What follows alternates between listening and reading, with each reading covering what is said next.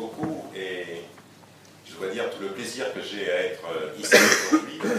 Donc je vais d'abord remercier la CAF et la SAMIR de m'avoir invité pour cette conférence. C'est un honneur pour moi, c'est un plaisir, un grand honneur et un grand plaisir. Et puis je me réjouis d'avoir en face de moi une salle de spécialistes et avec qui le débat pourra donc s'engager. Là, juste quelques mots de peut-être, j'aime bien toujours expliquer ce qui va se passer, ça peut rassurer un petit peu. Donc cet après-midi, nous en avons à peu près pour 2 heures.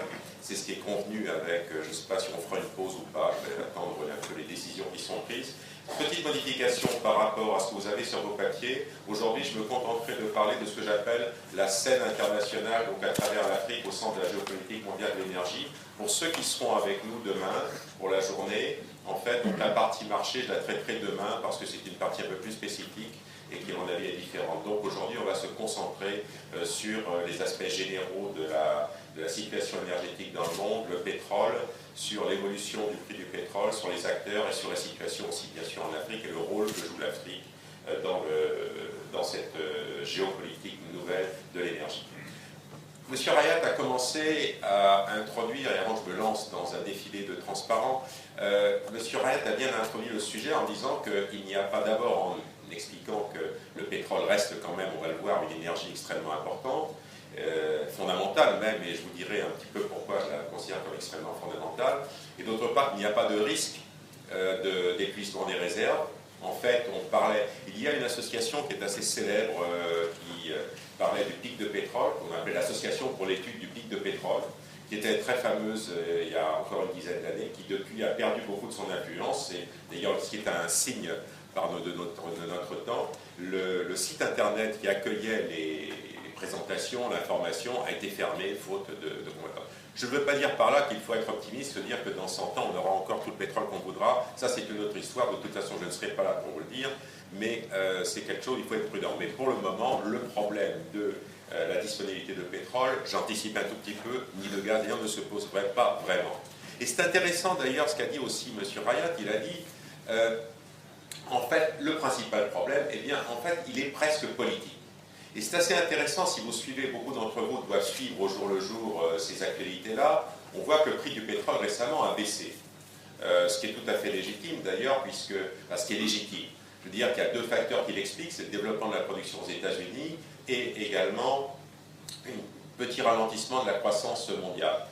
Mais c'est quand même assez intéressant de voir ça, et là je pose simplement des faits, au moment où vous avez des troubles importants dans un certain nombre de pays producteurs, comme la Libye, où la production tombe à certains moments à un niveau extrêmement bas, comme la Syrie, qui n'est pas un grand producteur, mais la production de fait s'est arrêtée, comme l'Irak, pour le moment, la production n'est pas menacée, mais vous connaissez encore mieux que moi la situation en Irak, donc on ne sait pas très bien comment elle pourrait évoluer dans les prochains mois, comme la situation au Nigeria, donc nos amis du Niger sont là, et je ne ferai pas comme certaines télés américaines qui confondent le Niger et le Nigeria, mais le Nigeria est un pays où je ne parle pas là de certains incidents politiques, mais plus de ce qui se passe dans la zone de production, il y a des pertes. Donc on est dans une situation, si je résume, où beaucoup de facteurs devraient conduire à des tensions sur le prix du pétrole.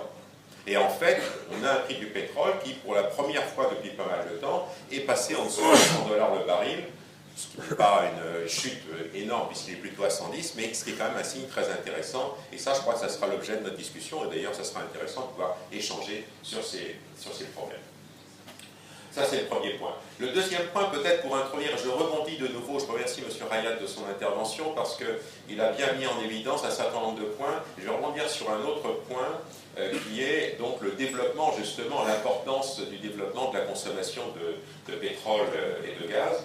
Et je rappelle toujours que le prix du pétrole, il y a 15 ans, on est en 2014, c'était en 1999, il était de l'ordre de 10 $ le baril. Et personne n'imaginait qu'il puisse monter à des très hauts niveaux. On sait que, quand je me souviens encore de conférences où en 2003-2004, l'idée que ça puisse être 50 ou 60 $ le baril paraissait totalement incongrue. Et en fait, le prix du pétrole est monté, il est tellement monté qu'il est monté à 150 $ le baril il y a quelques années, avant de revenir et de se stabiliser, entre guillemets, à 110 $ le baril. Alors là, je vais vous faire aussi une confidence. Alors ça, c'est lié à quoi? C'est lié tout simplement, ce qu'on l'a très bien expliqué, donc, M. Rayat, tout simplement au fait que si je caricature, et je vais faire un peu de provocation, ça anime un peu les débats, en 1999, le monde c'était 1 milliard d'habitants, c'était l'Amérique du Nord, c'était l'Europe, c'était le Japon, plus quelques autres pays. Actuellement, le monde, c'est plutôt 4 ou 5 milliards d'habitants, avec l'arrivée, bien sûr, sur les marchés internationaux, des pays asiatiques comme la Chine, dans une moindre mesure l'Inde, et comme un certain nombre de pays africains. Donc c'est l'arrivée des pays émergents, et tout ça avec une demande d'énergie, une demande aussi d'autres matières premières extrêmement importante, et ça a tiré sur les prix. On en reparlera plus en détail. Voilà. Je terminerai mon introduction en disant que, et c'est une dernière référence à l'introduction de M. Rayat, qui m'a qualifié d'économiste, ce qui est un mot intéressant, mais je vous donnerai quand même l'explication, la définition d'économiste. L'économiste, c'est quelqu'un qui vous explique aujourd'hui pourquoi la prévision qu'il a faite il y a 2 jours s'est révélée un peu fausse la veille. Donc il faut toujours se méfier des économistes. Ayant terminé avec cette petite plaisanterie, on va attaquer un petit peu la présentation. Alors, là aussi, règle du jeu, je ne sais pas, vous êtes nombreux, moi j'aime bien quand on peut échanger. Ça va être peut-être un peu compliqué. Je ne sais pas si on a décidé de faire ça d'un seul tenant ou avec une pause au milieu. J'attends un peu si M. Rayat ou peut-être Berada est dans la salle, où ils me transmettront l'information. On va commencer. Ce que je propose, c'est de faire un certain nombre de présentations et de faire des pauses pour vous laisser poser des questions de manière à ce qu'on puisse avoir une espèce de respiration. Sinon, on ne va pas tenir ni vous ni moi pendant 2 heures comme ça. Donc on fera des pauses où vous pourrez poser des questions. Et n'hésitez pas, toutes les questions sont bonnes, il n'y a aucun problème. Alors, la présentation aujourd'hui doit y avoir une présentation assez générale sur les besoins en énergie.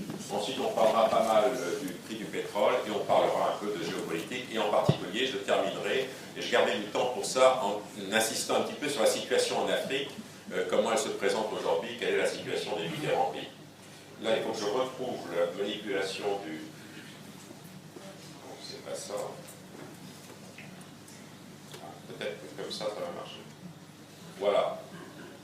Alors ça, c'est très technique, mais je suis désolé, il y a quelques transports qui vous paraîtront un peu techniques, mais pourquoi? Tout simplement pour élucider, pour insister sur l'importance du pétrole. L'énergie actuellement, on va le voir dans un instant, c'est à 80%, 90% d'énergie fossile, c'est du pétrole, du charbon et du gaz. En gros, c'est, si on anticipe ce qu'on va voir tout à l'heure, 35% de pétrole, 30% de charbon et 25% de gaz. Le reste, c'est de l'électricité nucléaire, l'électricité hydraulique, etc. Donc, on est dans un monde qui est quand même encore dominé par ces énergies fossiles. Et le pétrole, pourquoi a-t-on cette très grande consommation de pétrole? Eh bien, tout simplement, c'est trivial, c'est